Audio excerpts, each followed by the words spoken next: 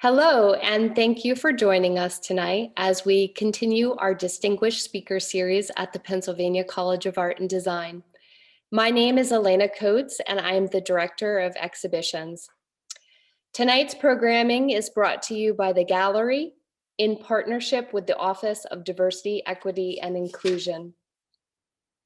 First, I would like to formally state our recognition, gratitude, and appreciation to the Indigenous people of this land and the enduring relationship that exists between the Indigenous peoples and their traditional territories in which PCA&D is located.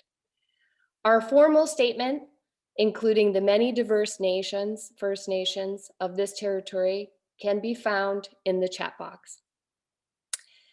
Second, I want to let everyone know that we are taping tonight's lecture for the college's archives. And please feel free to use the reactions button and the chat box to ask any questions.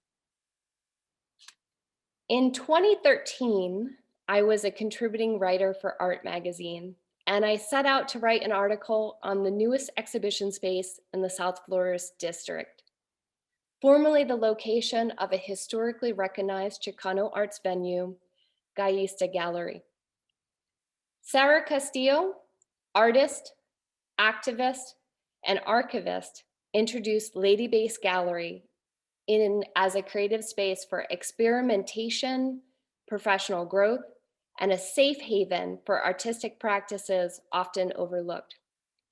Ladybase Gallery went on to be the premier platform for women and LGBTQIA artists in South Texas. An award-winning artist in her own right, Sarah Castillo poured much energy into promoting the practices and highlighting the artwork of others. Sarah Castillo is a mixed media artist who often employs collage, textiles, and historical research within her practice. She is one of the co-founders of the Chicana art collective Mas Rudas, a creative powerhouse who challenged the view of women as subordinate, passive, inferior, or dainty. With a master's degree in bicultural studies, Castillo is highly engaged with history and cultural memory. She has exhibited at the University of Texas, ArtPace, Contemporary Art Museum Houston, the Institute of Texan Cultures, Mexe Arte Museum in Austin, the Mission Cultural Center for Latino Arts in San Francisco, California, El Paso Museum of Art, and Museo de Arte Ciudad Juarez, where she was selected to be part of the Border Biennial. It is my honor to introduce to you tonight, and please give a warm welcome to Sarah Castillo. Thank you. Wow, okay, so I want to thank Elena for inviting me today, and I want to thank everyone here, giving me the space to share my stories. I'm gonna go ahead and just present. I have a presentation for you I will share my work as an artist, the work that I did through Ladybase Gallery and through Mas Rudas Collective. Feel free, like Elena said, to share any questions or comments that you have in the chat, and that way I can just go through it, and then we can just address anything that you like to afterwards. So I'm going to begin.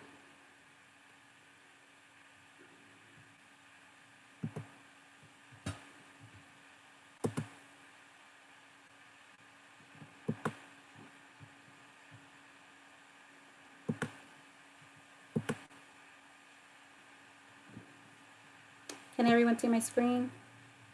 Perfect. Okay. Okay.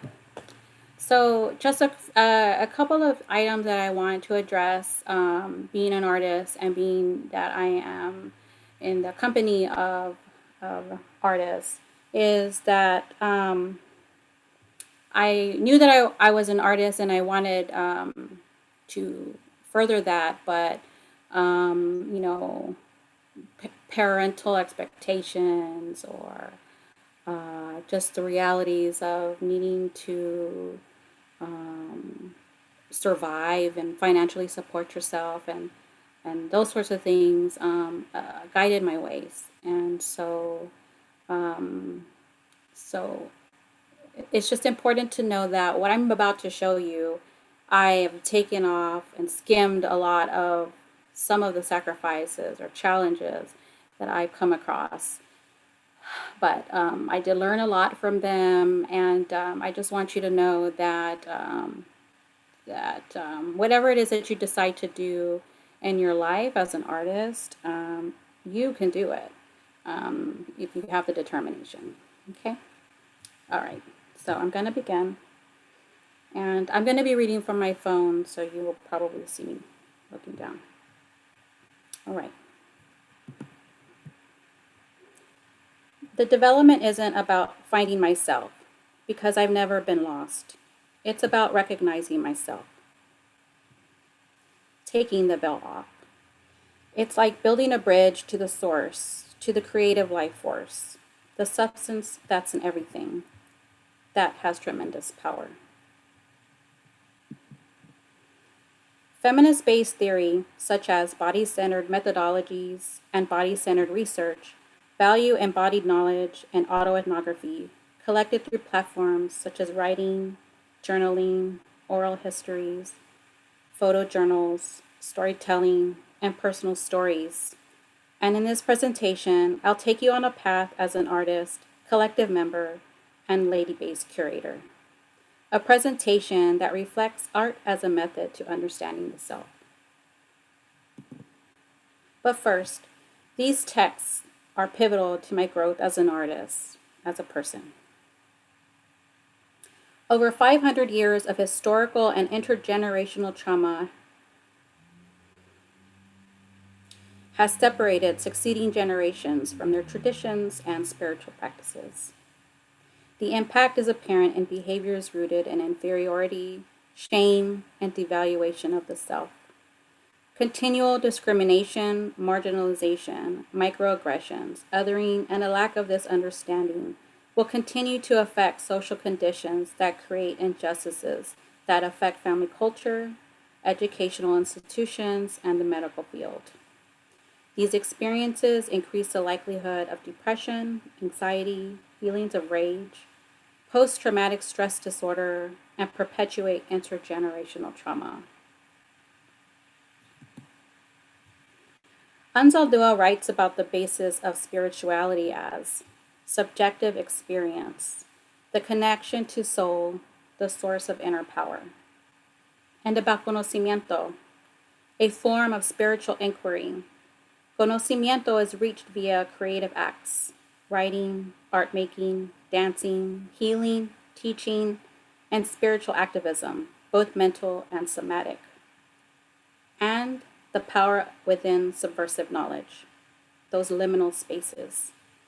Our greatest disappointments and painful experiences, if we can make meaning out of them, can lead us toward becoming more of who we are, or they can remain meaningless.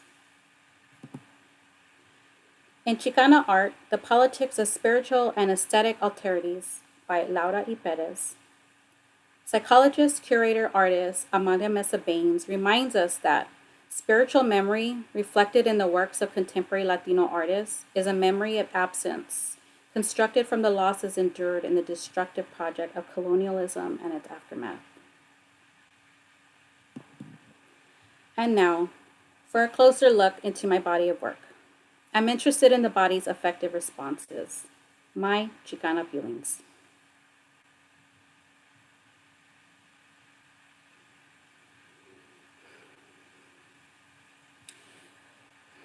Through self-portraiture, wearable sculptures, painting, photography,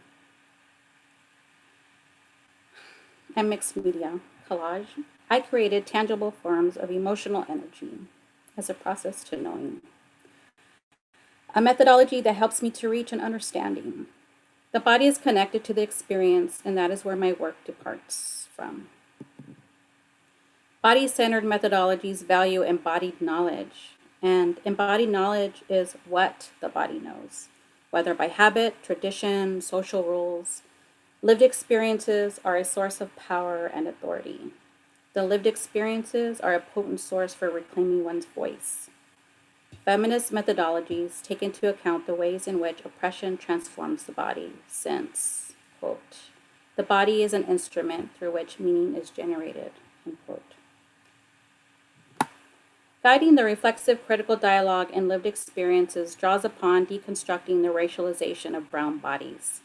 Autoethnography has been a useful medium for my art practice as a personal narrative because autoethnography is about, quote, describing and analyzing, end quote, lived experiences by connecting the overarching cultural, political, and social climate of the time.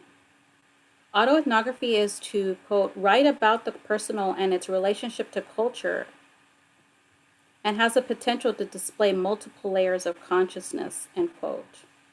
And according to sociologist Carolyn Ellis, an autoethnographer is a communicator and a storyteller, where this researcher becomes her own subject. Subversive knowledge, according to Anzaldúa and Keating in the 2002 anthology, This Bridge We Call Home, Radical Visions for Transformation. Subversive knowledge is inner reflection and vision, plus social political action, plus our lived experiences. And that's subversive knowledge. And the subversive knowledge unpacks the complexities of lived experiences while understanding relationships of power and conflict to reveal the ways in which Chicana consciousness raising enacts agency as resistance to systems of oppression. In her essay, Expressive Creativity, Narrative, Text, and Creative Cultural Expressions as a Healing Praxis, Dr. Josie Mendez Neguete articulates that sharing familial memories of pain, whether through voice, art, or writing, becomes, quote, an intervention that teaches those who read it to release themselves from the bondage of guilt and responsibility, to place the blame for sexual, physical, and emotional violence where it belongs, end quote. With my body of work so far, I've used journal entries and research as I put myself at the center of an interdisciplinary path, emphasizing self and being othered knowledge, reflecting family stories, memories, historical accounts, and the missing pieces too. I am inspired by those stories I do not know yet. I am guided by questions framed to understand the ways that art, identity, and healing expand our notions about relationships to self and the sociocultural world. How do artists enact agency to understand the conditions of themselves? And how does this look translated through art? A visual articulation of experiences, emotions, and memories that bring voice and awareness to the silenced subjectivities. In Bodies as Statements, prose describes a sculptural piece worn on my body, a representation of intense, heavy, emotional energy, focused on the effects of low self-esteem. Knowing of myself, not knowing of myself. Scared in my dreams, floating, struggling, sometimes fighting, inside drowning, with my tears swelling. Alone, together, we, me, her, what do I do to understand these parts of myself? And here you see Remedies for Remembering, which are retablo-like collages that embody an emotional connection to what has been lost and found. These cultural deities of the earth and home, my mother, my grandmother, and my great-grandmother, Oishauki, Coatlicue, Tonantzin, La Virgen de Guadalupe, are intertwined with a narrative of violence and heartache that documents a self-healing process as I speak about denial as a form of resistance into our trauma. These works represent self-preservation while visiting points of vulnerability.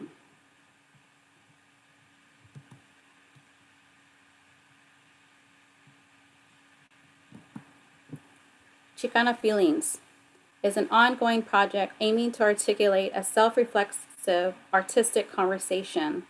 This interdisciplinary research, prose, and visual art is based on my graduate thesis, Art as an Embodied Practice, Artistic Expression, Conocimiento, and Identity Formation. The foundation for my thesis was chaired by my thesis advisor, Dr. Josie Mendez Neguete, and the title of this show is inspired by a presentation about art and trauma for a class with the UTSA Women's Study Department invited by faculty Dr. Sara Ramirez. Chicana Feelings, an embroidered scarf presented alongside a variety of plants, embodies an emotional connection to our abuelas, grandmas, ingenious knowledge of botany, the tapestries of their personal stories, and their bodies' movement. In I Release What Binds Me, I embroider a full moon affirmation with red thread. I release what binds me to aggression. I release what binds me to self-doubt.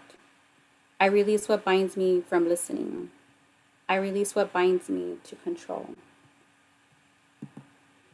Here I've painted attacks on our environment, or when we imitate those we fear, as a path to survival.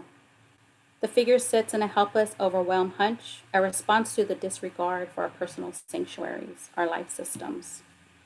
The great Kiskadee bird and the zebra longwing butterfly represent the Santa Ana National Wild Refuge in Alamo, Texas, all that will be gravely affected by the border wall. And with the cut in federal land protections by the past administration, more will suffer. Land ownership, the landless, and land disposition are common themes in borderland history. Here, if I were a plant, I'd feel pain, or when your defense mechanism is rooted in isolation. Is an empty kitchen with an isolated maguey plant, the goddess of all healing plants persevering in an unnatural environment. A juxtaposition of loneliness, nourishment, security, emptiness, and wisdom, because some of us just barely survive without a chance to thrive.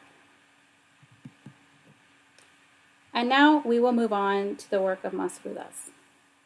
Mas Rudas was a Chicana art collective based in San Antonio, Texas. The group was comprised of 4 members, Ruth Buenteo, Kristen Gomez, Maria Hernandez, and myself, who created installations together from 2009 to 2015. Mas Rudas is a collectively created phrase that has multiple definitions, expressing exaggeration, encompassing our multiple voices, and places an emphasis on rudas, which is to challenge the view of women as subordinate and passive. The multimedia installations we created aim to be educational, promote dialogue, and a space to address our personal and social identities. To design our installations, we researched, reflected, and created collaboratively. And our mediums consisted of video, photography, painting, sculpture, fiber, performance, audio, and text. Our work was inspired by our bicultural experiences, DIY, and Las Huaches sensibilities. Mas Rudas was created out of a necessity because we didn't see ourselves and our work in the local art scene, much less the local museums. And our commitment to our practice and ability to work together for this long took us a long way and garnered much support with 9 public exhibitions, public panel invitations, and publications. Collective work requires a collective voice, and this required many hours, many meetings, a lot of time, and I feel fortunate to have this opportunity. It is not easy to find a group dedicated, focused, and determined for a long period of time on one purpose. Which brings me to Ladybase Gallery, a project I was working on throughout my collective work with Mas Rudas. Being an artist is like running your own business, and Ladybase Gallery provided an array of lessons important to a burgeoning artist like myself. From selecting the roster of artists each year, copy editing artist statements, writing press releases, website updates, installing artwork, creating a media presence, designing postcards, and paying for gallery space, there were many invaluable lessons. In the arts sector, it can be difficult to find a gallery to represent you or a source of secure funds to help you invest in creative projects. And through Ladybase Gallery, I was able to support artists and their creative pursuits. I believe opportunities of creative professional development are necessary to combat institutional racism and discrimination for underrepresented artists, especially those whose aesthetic do not conform to Eurocentric models. In 2013, I started Ladybase Gallery in San Antonio, Texas, the mission to support the professional development of women and LGBTQIA artists as they pursued their artistic careers. Ladybase Gallery had the opportunity to exhibit approximately 160 artists and coordinated about 27 exhibitions from 2013 to 2018. Through collaborations with other local galleries and community spaces such as Gaista Gallery, AP Art Lab, Spare Parts Mini Museum, La Botanica, Carver Cultural Center, Galeria Eva, Martinez Street Women's Center's Girl Zone, and the City of San Antonio's Department of Arts and Culture, as well as curators and cultural workers, Enel I. Flores, Rebel Mariposa, and the Society for the Study of Gloria y Anzaldúa. These exhibitions cultivated dialogue, sustainable partnerships, and multi-generational alliances. And in the midst of it all, I met so many talented and intelligent artists.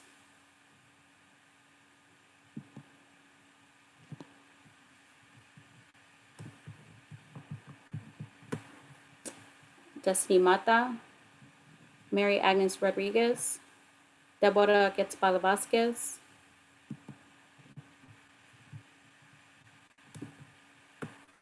Dolores Zapata Murph, Magdalena Alvarado, Celeste de Luna, Adriana M. Garcia, Adria Flores,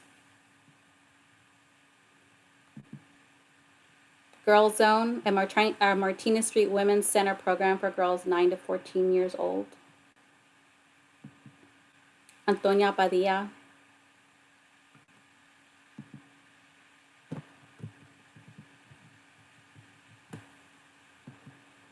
David Zamora Casas, Jose Villalobos, and Michael Martinez. But there is not enough time to mention them all.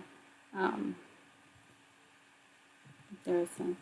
But, there are two exhibitions that I want to just highlight here in this presentation. And this one is Lujuria, an installation by multidisciplinary conceptual artist Michael Martinez.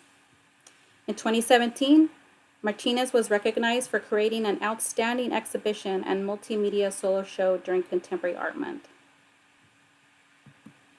Appropriating the language of 80s action cinema, Lujuria cast the LGBT experience under a protagonist light, wherein the acronym for lesbian, gay, bisexual, and transgender identities takes on a new role amidst a desolate atmosphere.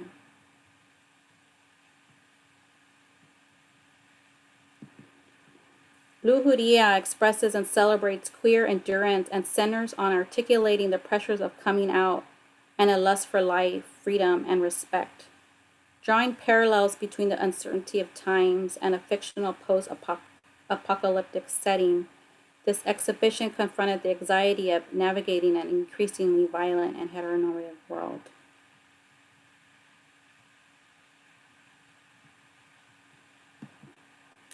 Another exhibition I'd like to mention is from 2016, Califas Lens Sananto Heart, Outside Looking In, was recognized for its thematic development and curation by the organizers of Foto Septiembre. Califas Lens Sananto Heart, Outside Looking In is an ongoing photographic documentation project by photographer, filmmaker, and multimedia artist Arlene Mejorado. Born in Los Angeles, California, Mejorado was currently working out of San Antonio, Texas at the time of this exhibition.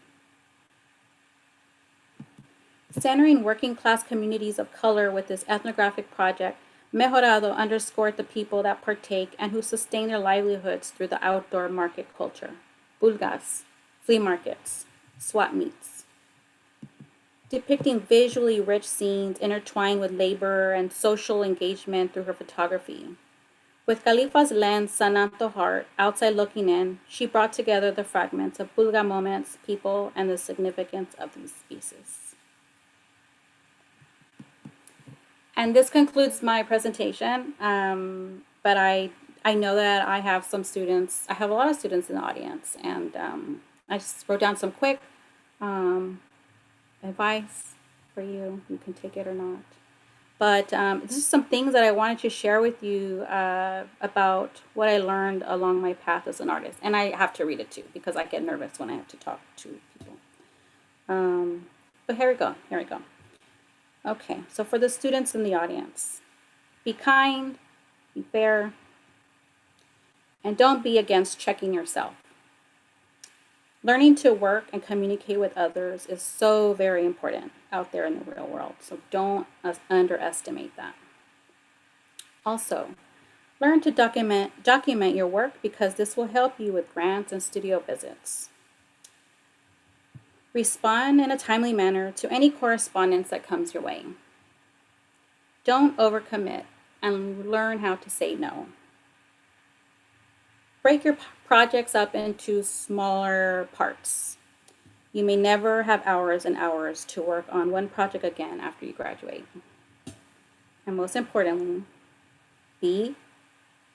find, create, and surround yourself with like-minded, motivational, supportive colleagues and mentors, which means you yourself continue commitment, learn, grow, refine, and surround yourself by those very same people.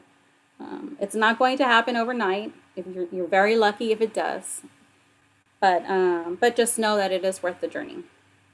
And that's all. Thank you. Thank you so much, Sarah. That was a wonderful presentation.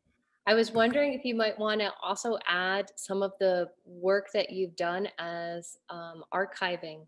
I know you were working to archive the San Antonio murals. You've done so much to document and elevate the works of others. And I think that might be interesting side note for the students as well.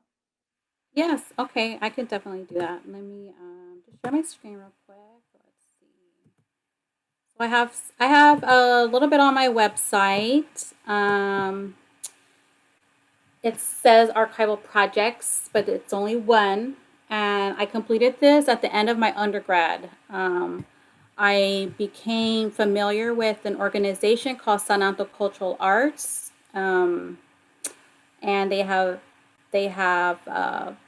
sponsored and cared for and cultivated the murals in San Antonio, a lot of the murals in San Antonio.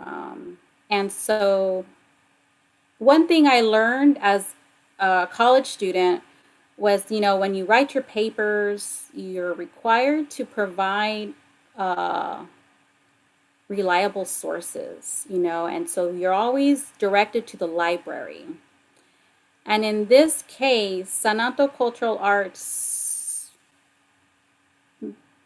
kind of had some information and a website, but not enough, at that time. Putting a website in your reference section of your paper was not enough at that time. So I wanted to, because I'm familiar with Artstor, and if you're not, Artstor is an online database of visual art from every time period that you can think of. And, there it is, Artstor. You're a student, you have access, you more than likely have access to it in your library. You go to visit your library online and you should find it. And so as you see that here, it's like a little thumbnail menu. It's the same thing when you go to Artstor and you plug in whatever art you wanted to look at. And and all of these will appear, these thumbnails, and you click on the thumbnails and then it brings you to this area here where it'll show you the image, and you see the image here. This is by Mary Agnes Rodriguez. She was one of the people that I just mentioned in my presentation. She was a part of this mural. And in the project, I was, myself and Eddie Chavez were responsible for documenting all the murals, photographing them, and collecting all of this metadata that you see here, from culture to title, work type, date, location, the material, the measurements, and we were literally out there with tape measures. So I just said, hey, Sananto, I want Sanato murals to be on this art store database, because when scholars are like looking for this information that's out there that these murals have. And so, if they can't come to San Antonio, like they can just go to art store and acquire all this information. So they supported that, and with a small stipend, we were able to buy what we needed, and to complete this project. And as you see here, there's a collection of 62 images, and I was it was I wanted to be like an archivist. I'm undergrad, just graduated, but nobody's gonna hire me. I don't have my library degree, so those are the things I'm thinking of. I don't have a library degree, and it's just too out like far reaching for me to find a job like this. So I just created it for myself.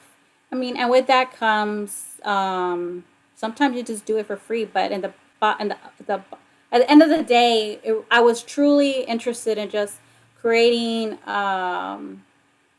access to these murals and this culture and these artists and our city.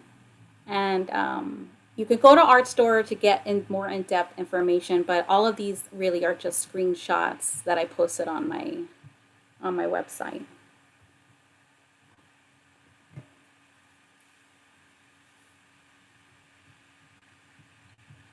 So that is super cool, Sarah. And I don't think people or students realize the work that goes behind the art store. We just take it for granted that we have this database, but it also highlights the fact that we have a lot of missing archives. There's a lot to be archived. And that is something to think about when we're talking about today's International Women's Day, and how much perhaps in our formal educations, or even through art school, how much do we learn about female artists in general, and how much is absence when you're trying to look things up on Art Store, and what is there and what still needs to be documented. So we're gonna check the chat box because we're gonna open it up to Q&A for our audience. Oh, there.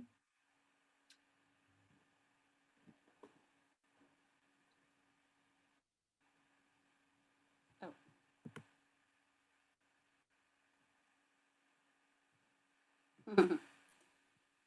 Did we just get?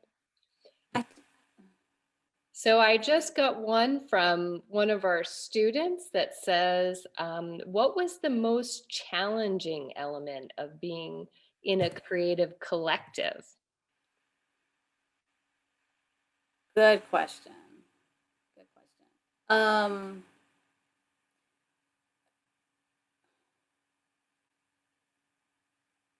You know,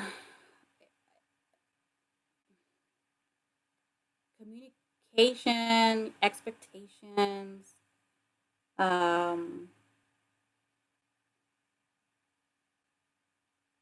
it was a challenge, to tell you that. Um, it just seemed that, sometimes you felt that your idea wasn't being represented, or someone else's idea was being represented more. Or, these are just real things, right? So, how do you navigate that? And how do you navigate that without ever working in a collective before? So that had a lot of challenges there, and a lot of learning points as well. um but it's like, personalities, but like I was saying, and the advice that I was offering, it's really important to check yourself, and how are you contributing to the conflict, if there is one. And there were conflicts, and I, um, I, I think it would just be unreal to not have conflict. Working that much together, creating as much as we did, um, but working together, and having all being very strong women and very opinionated and knowing what we want. We're all very determined, and we all had like similar paths, but they weren't exactly the same. So sometimes, personally, I learned, and maybe not during it either, but I learned when that you just have to step back sometimes and just let, you know, what like what is it, the path of least resistance, in some cases it's not that's not a good answer, but in that case it's okay. I mean, we're just creating an exhibition, it's art. So yeah, I mean, sometimes, you just feel like when you're working in like a project in class and you feel like you're giving more than the other person, and you feel like it's not fair. And so those kinds of thoughts come up, and at the end of the day, I really do believe that it was a very like awesome opportunity to be able to work alongside them, and create as much as we did. And because of that determination, and like strength that we brought together, we were able to create a huge body of work. And so, yes, very challenging. And like I would think it was connected to communication, personalities, expectations. Yeah. That's a great point to add. We have I don't know as many students on campus that are working collectively as a group, but as their artistic practice. So that's a rarity, and it is interesting to hear about this story of Mas Rudas. We do have a lot of students on campus who could probably relate to looking at it as like the group exhibition side of things. We have a student run space that's called Core Gallery, and that gallery is run by a team of artists. So they know a lot when you were listing the show cards, the press releases, and the laundry list of things that you're putting together to flip over a show and to promote other artists. So they are working collectively on that. What is your biggest piece of advice you might tell the student gallery organization in their exhibition planning and roster? In like regards to working together. Any general tips you might have from your experience at Ladybase Gallery, or things that you might say, from all of those exhibitions I mounted, this is what I would watch out for, or this is what you should really give an eye to. Okay. A couple of things come to mind. So, as working through Ladybase Gallery, I was really alone a lot of the times, like with the checklist. I mean, there were curators, but I did a lot of the work, and maybe it was because I just wanted to be in control of it all. So, but I learned a lot. It was overwhelming. I was even in college too at the time. And then after college, I joined Clamplight Gallery, where it's a collective of artists who pay and run the show, right? They pay for the gallery space. We all pitch in and we all run the show. And being like solo running shows and then being in a collective running shows, wow. Better to run it as a group than by yourself. You learn a lot, but but like collectively, you don't learn everything unless you're unless you're alternating responsibilities. If you're not alternating responsibilities, it would be helpful to do that because you as an artist is going to learn all those things because at the end of the day, sometimes you're the only one that finds those things important for your own exhibition, especially if it's like an artist run space or like you rented a space, etc. If you're lucky to be in like a museum or a space that has its own budget, then a lot of it is done for you, and that's just so nice. But um, you really, I think alternating responsibilities is important. and just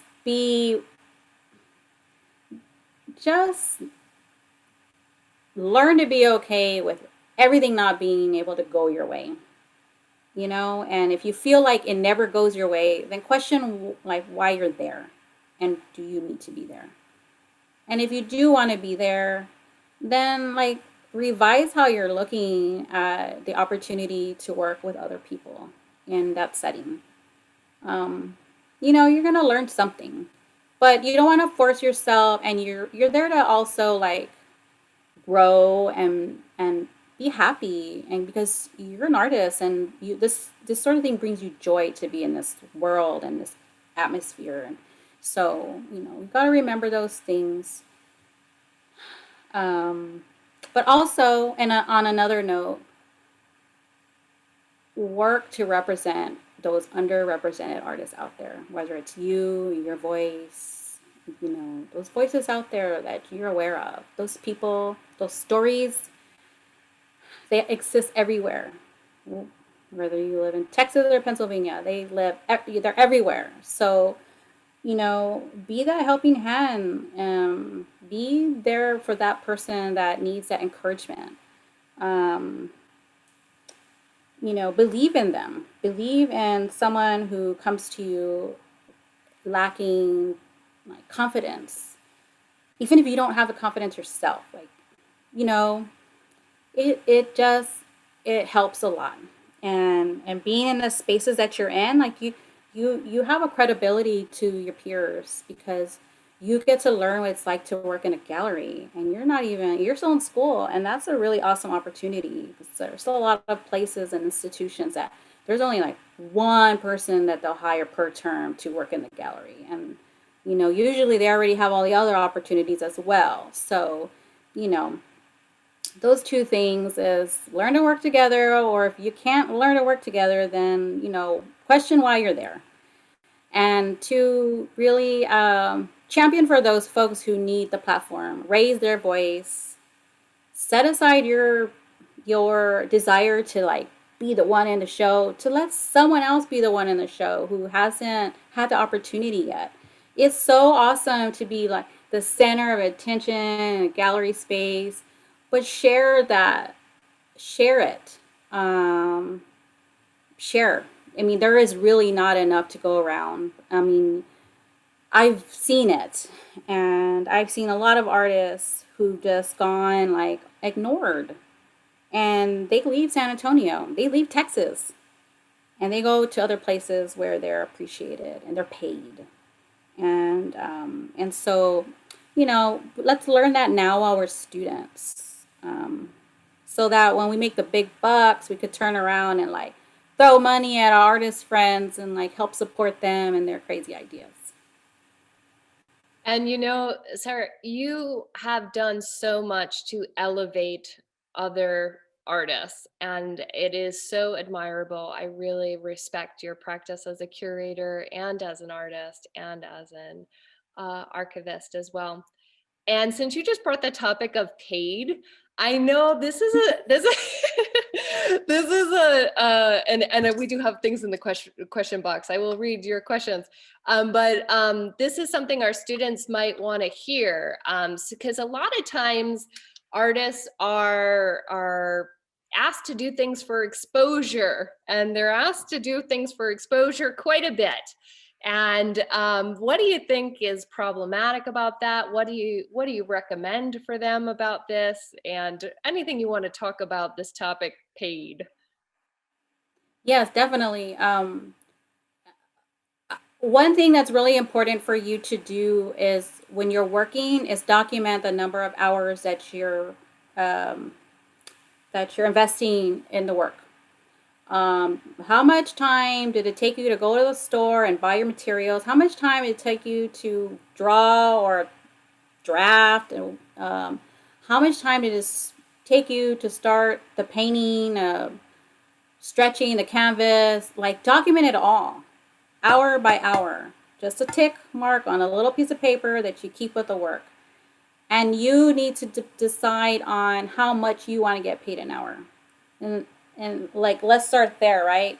And then you can decide when someone wants to tell you, hey, why don't you donate that painting, because we're doing a fundraiser, and if you donate it, we'll put your name on the postcard and we'll put your picture on the postcard. But like that's it, and I think that we have social media, so you can just put your name and your pictures everywhere. So we really don't need to be giving our art away for free for exposure. One thing, because social media is a thing now. We have websites and Instagram, and you can do like your blog. You can get yourself out there. So really don't, and you can do it for free. So your work is valuable and your time is valuable, because not only do you have, like, you set time aside to make your art, but you also gotta like set time aside to do your basic things in life and your daily duties. And so really think about um, when I said learn how to say no, like a lot of that comes from that. Don't give away your time, your gifts. There's going to be a lot of people out there that are not going to value it. And that is just the reality. And better to know now than before you give away something that, was worth 1,000 hours of your time. Because there's a lot of people out there that don't understand the value of art, and we're not there, and we don't need to be there to teach them that either. They can either understand it, respect you, and move on and just continue to support you, or then where they stand. I mean, that's a little bit of what about that. I could go on and on. I agree with all of that. And the fact that if you are in a place of privilege that you're able to take on a task just for exposure, what are you putting out into the world of that's acceptable, and who are you taking opportunities away from?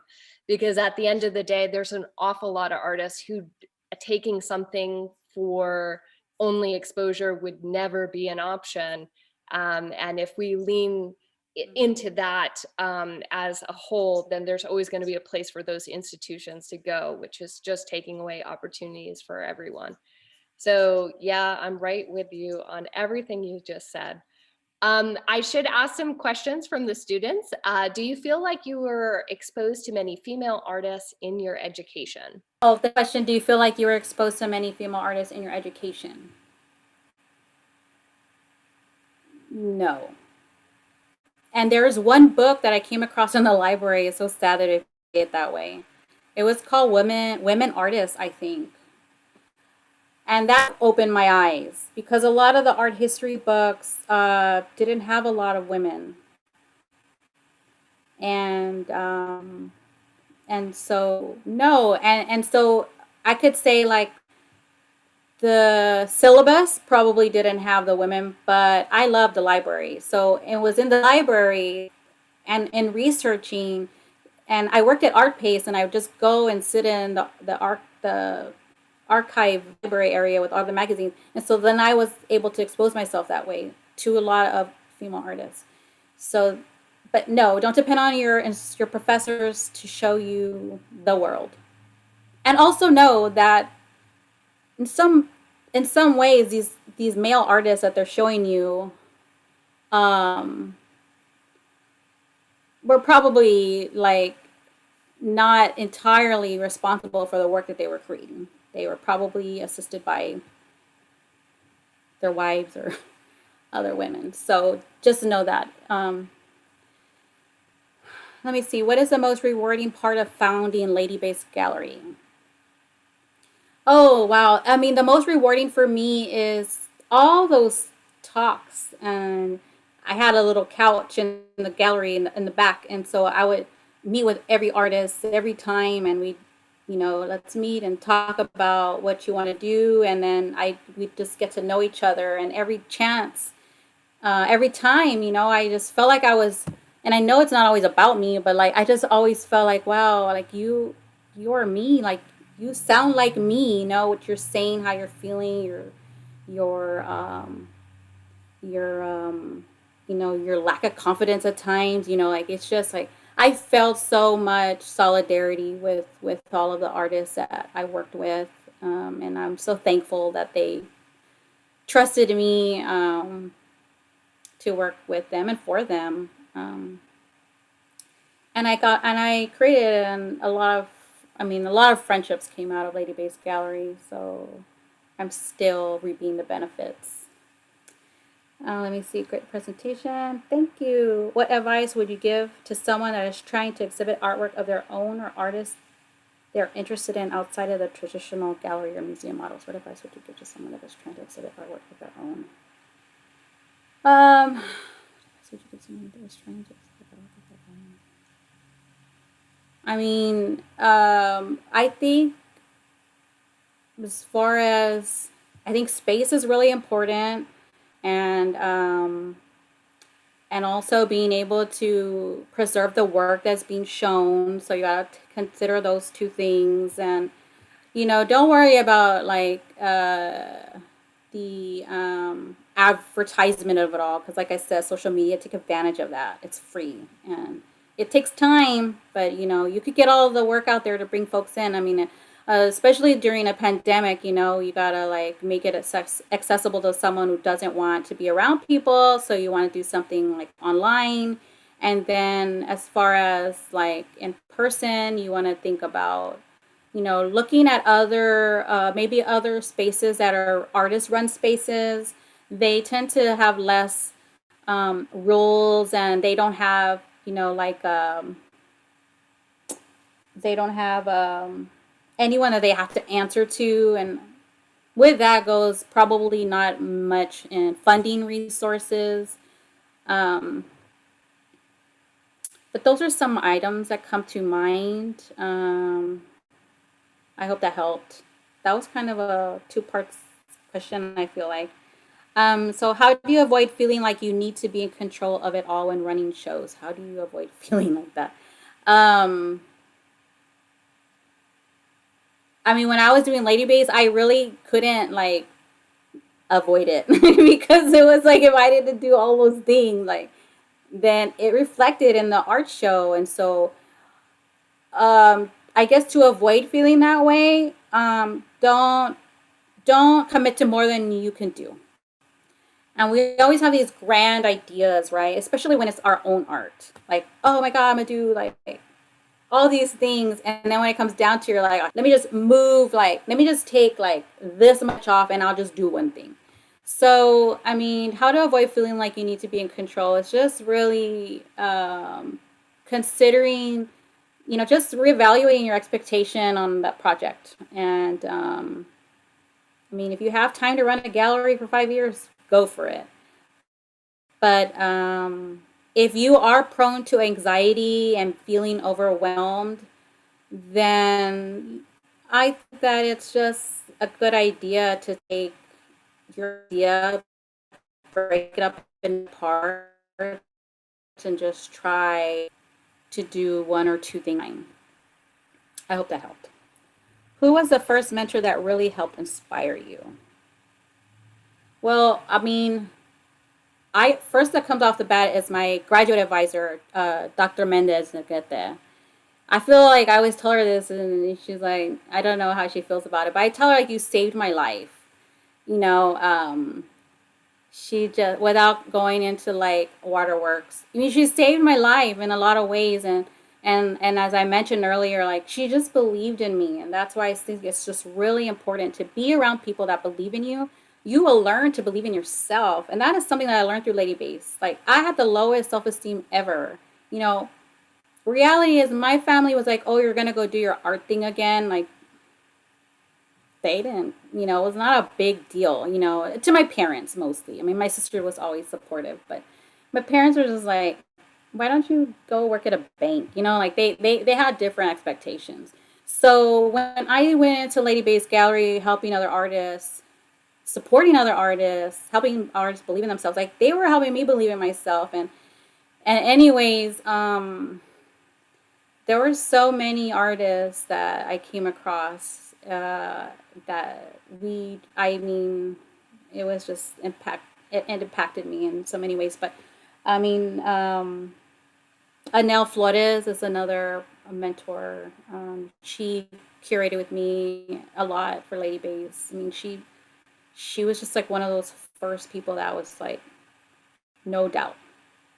what are we doing? Let's do it. Ladybase, let's do it. And because other people would be like, are you really a curator? Like, oh my gosh, not only did they share those doubts with me, but then I already had those doubts. So it's just like compounded.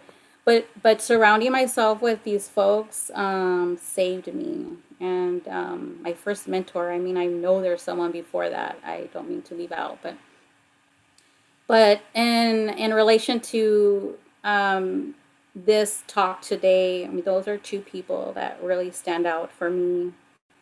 Um, that were like that they were like provided guidance, and and don't underestimate like the multi-generational relationships, like you don't have to all have friends with just like the same people your age. Like you can learn so much. I avoid saying things like I'm the first of this, or because I'm not. I am not.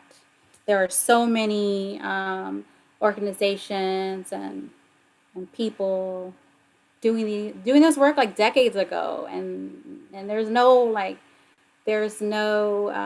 record of it, and maybe there is, but it's somewhere. But they do exist. Is like what my point is. So yeah, hope that helped.